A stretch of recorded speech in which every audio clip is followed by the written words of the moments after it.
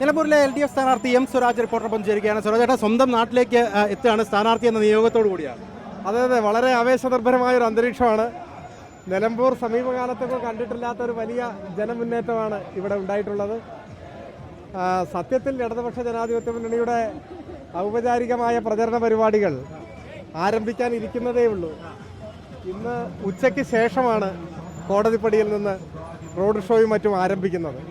ഇത് റെയിൽവേ സ്റ്റേഷനിൽ ഒരു ചെറിയ സ്വീകരണം നൽകാൻ LDF കമ്മിറ്റി ആലോചിച്ചിരുന്നു. പക്ഷേ ആ സ്വീകരണം അറിഞ്ഞ് ഈ നാടാകെ ഒഴുകിയെത്തി.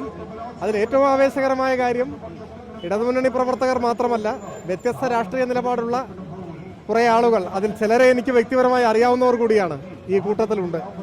അത് വളരെ ആവേശകരമായൊരു അനുഭവമാണ്. അതോടൊപ്പം ഷൊർണൂരിൽ നിന്നും തീവണ്ടിയിൽ ഇങ്ങോട്ട് പുറപ്പെട്ടപ്പോൾ ഓരോ സ്റ്റേഷനിലും, പിന്നിട്ട ഓരോ സ്റ്റേഷനിലും, ചെറുകരയിലും അങ്ങാടിപ്പുറത്തും പട്ടിക്കാടും മേലാറ്റൂരും തുവ്വൂരും വാണിയമ്പലത്തുമെല്ലാം നൂറുകണക്കിന് ആളുകളാണ് അഭിവാദ്യം അർപ്പിക്കാൻ ഓടിയെത്തിയത്.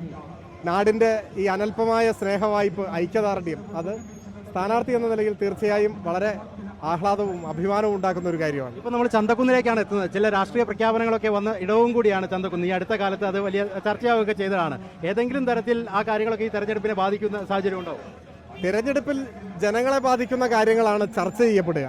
നാടിൻ്റെ വികസന പ്രവർത്തനം, ജനക്ഷേമ പ്രവർത്തനങ്ങൾ, മതനിരപേക്ഷത പോർലേൽക്കാതെ നിലനിൽക്കേണ്ടതിൻ്റെ ആവശ്യകത, നാടിൻ്റെ ഭാവി, അതൊക്കെയാണ് ചർച്ച ചെയ്യപ്പെടുക. അതൊക്കെയാണ് ചർച്ച ചെയ്യപ്പെടേണ്ടത്. എന്തൊക്കെ വിഷയങ്ങളായിരിക്കും പ്രധാനമായിട്ടും സ്വരാജേട്ടൻ മുന്നോട്ട് വെക്കുക? പ്രത്യേകിച്ച് ഈ നാട്ടുകാരും കൂടിയാണ്.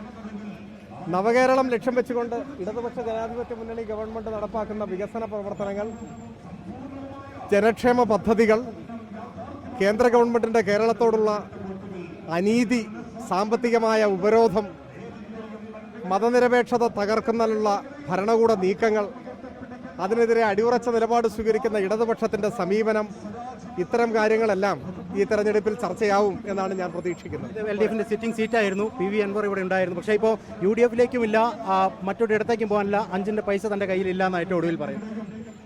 സത്യത്തിൽ അദ്ദേഹത്തിൻ്റെ ഇപ്പോഴത്തെ, നിങ്ങൾ ഈ പറഞ്ഞ കാര്യം അദ്ദേഹം പറഞ്ഞതാണെങ്കിൽ, ഞാൻ കേട്ടിട്ടില്ല, അത് സത്യമാണെങ്കിൽ അതിലൊന്നും ആഹ്ലാദിക്കുന്ന ഒരാളല്ല ഞാൻ. അദ്ദേഹം എന്ത് നിലപാട് സ്വീകരിക്കുന്നു എന്നത് എനിക്കറിയുകയില്ല.